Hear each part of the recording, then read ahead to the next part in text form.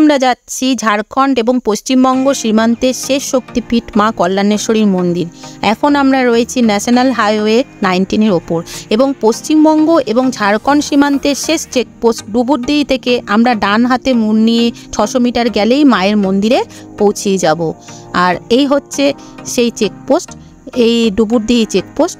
এটা আমরা এই পার করলাম, করে এবার আমাদের গাড়ি ডান দিকে মোড় নিল। এই ডান দিকে 600 মিটার গেলেই আমরা মায়ের মন্দিরে পৌঁছে যাব। আর এই অঞ্চলটি মূলত মালভূমি অঞ্চল, আর প্রাকৃতিক সৌন্দর্য খুবই সুন্দর, গাছপালা দিয়ে ঘেরা। মায়ের মন্দিরে যাবার আগে এই রাস্তাটা পড়বে, আর কিছুক্ষণের মধ্যেই আমরা মায়ের মন্দিরে পৌঁছে যাব। আর এই হচ্ছে মায়ের মন্দিরের, এই যে মায়ের মন্দির। আর এই পাশে হচ্ছে একটা অটো স্ট্যান্ড রয়েছে। আর মায়ের মন্দিরের আমরা এই রাস্তাটা দিয়ে এলাম, আর এই দেখুন এই রাস্তাটা, এটা শালানপুরের দিক থেকে এসেছে এই রাস্তাটা। আর আমরা এসেছি হচ্ছে ঠিক এই দিকের রাস্তাটা দিয়ে, এই দিকের রাস্তাটা দিয়ে আমরা এসেছি। আর আমি এখন যেখানটা দাঁড়িয়ে রয়েছি তার এই পাশে আমি দেখাচ্ছি, দেখুন এই রাস্তাটা চলে গেছে মাইথন ব্যারেজের দিকে। মাইথন মানে মাইকা থান। আর মন্দিরটি অবস্থিত হচ্ছে একটা তেমাথার মোড়েতেই। এই তেমাথার মোড়ে মায়ের মন্দিরটি অবস্থিত। আর এটি হচ্ছে মায়ের নতুন সংস্করণ। আর এটি 1377 সালে নির্মিত হয়। কিন্তু এটি হচ্ছে ঐতিহাসিক জানা যায় যে এটি হচ্ছে 1000 বছরের পুরনো মন্দির, কিন্তু এই 1377 সালে মন্দিরটা নতুন সংস্করণ হয়। আর এই ফাটকটি থেকে আমরা এখন মূল মন্দিরের দিকে যাব। ফাটকটি ক্রস করে আমি এখন মায়ের মন্দির প্রাঙ্গণের দিকে এগিয়ে যাচ্ছি। আর এই রাস্তার দুপাশে বহু দোকানপাট রয়েছে, যেখান থেকে আপনারা পুজোর সামগ্রী কিনতে পারবেন। ঐতিহাসিক পটভূমিকা থেকে জানা যায় মা কল্যাণেশ্বরী ছিলেন রাজা বল্লাল সেনের কুলদেবী। সেখানে তিনি পূজিত হতেন মা শ্যামারূপে। আজও আপনারা যদি গড়পঞ্চকোটে যান, সেখানে মায়ের আদি মন্দিরে ধ্বংসাবশেষ দেখতে পাবেন। রাজা বল্লাল সেনের কাছ থেকে ইচাই ঘোষ মা কল্যাণেশ্বরীকে নিয়ে যান। পরবর্তীকালে রাজা বল্লাল সেনের পুত্র লক্ষণ সেন মাকে ফিরিয়ে আনার জন্য বহু রক্তক্ষয়ী যুদ্ধ করেন এবং পরাজিত হন। অবশেষে বল্লাল সেনের জামাতা কল্যাণী শেখর এবং লক্ষণ সেন ইচাই ঘোষকে পরাজিত করে মাকে ফিরিয়ে নিয়ে আসেন। কল্যাণী শেখর মাকে নিয়ে শেখর আসতে চান, কিন্তু লক্ষণ সেন বাধা দেন। অবশেষে কল্যাণী শেখর মাকে নিয়ে শেখরের উদ্দেশ্যে রওনা দেন, কিন্তু মাঝপথে রাস্তা ভুলে যাওয়ায় কল্যাণী শেখর মাকে এক জায়গায় রেখে পথ খুঁজতে যান এবং যখন তিনি এসে মাকে তুলতে যান এবং মাকে আর তুলতে পারেন না। অবশেষে মায়ের স্বপ্নাদেশেই এখানেই সেই মন্দির নির্মিত হয়। আর এই সেই সহস্র বছরের পুরনো মা কল্যাণেশ্বরীর মন্দির। আর এই হচ্ছে মায়ের মূল মন্দির প্রাঙ্গণ। এই মন্দির প্রাঙ্গণটি দেখেই বোঝা যাচ্ছে যে সহস্র বছরের মন্দিরটি পুরনো হলেও কিন্তু এগুলো হচ্ছে নবনির্মিত। এগুলো নতুনভাবে সংস্করণ করা হয়েছে 1377 সালে। আর এই মন্দির প্রাঙ্গণেই আপনারা বসে বিশ্রামও করতে পারবেন যখন পুজোর সময় ভিড় হবে। আর এবার আমি চলে এলাম মূল মন্দিরের মূল যে মায়ের মন্দির, সেই মন্দিরের ভেতরে। আর এখানেও পুরো জায়গাটা জুড়ে পুরো গাছ দিয়ে পুরো ছায়া, খুব সুন্দর জায়গাটা, পরিবেশটা।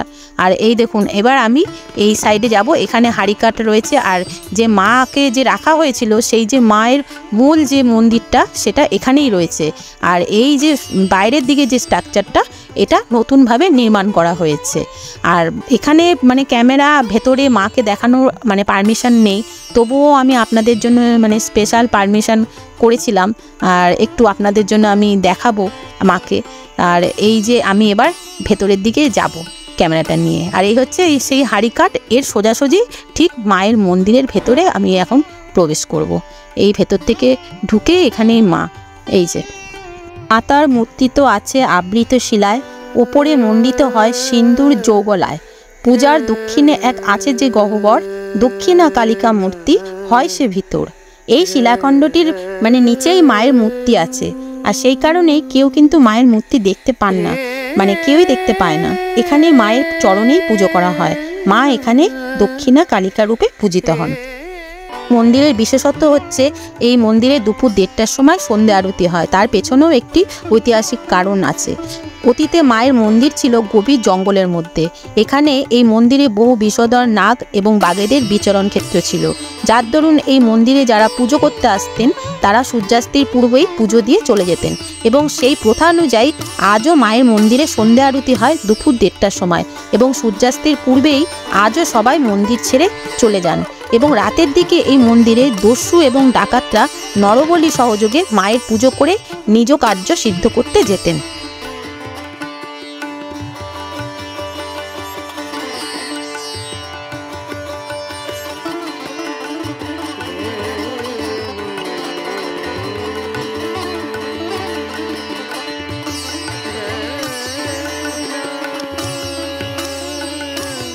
আর এই হচ্ছে সেই চালনা।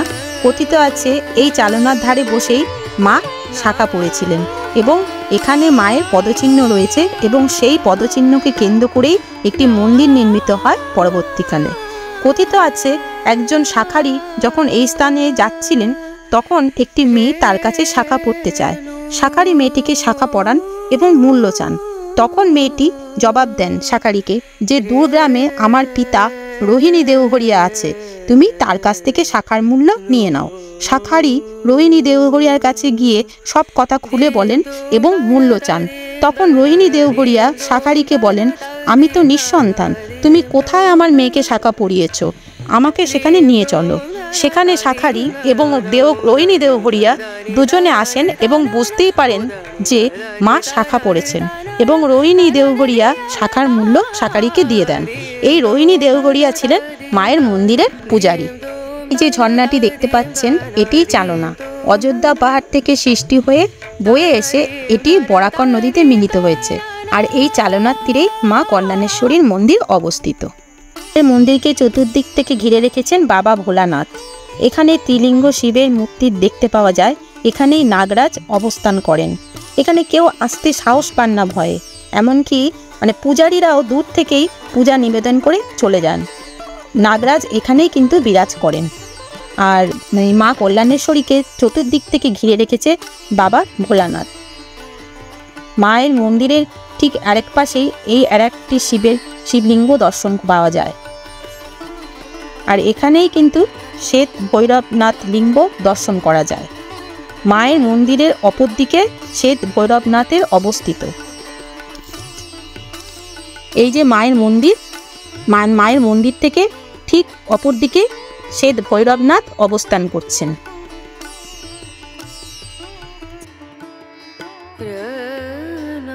এই ছিল শক্তিপীঠ মা কল্যাণেশ্বরীর মন্দির। যদি আমার এই ছোট্ট প্রয়াসটি ভালো লাগে তবে আমাকে লাইক, শেয়ার, কমেন্ট করতে ভুলবেন না। আর এরকম ভিডিও পাওয়ার জন্য আমার চ্যানেলটিকে সাবস্ক্রাইব করে আমার পাশে থাকবেন।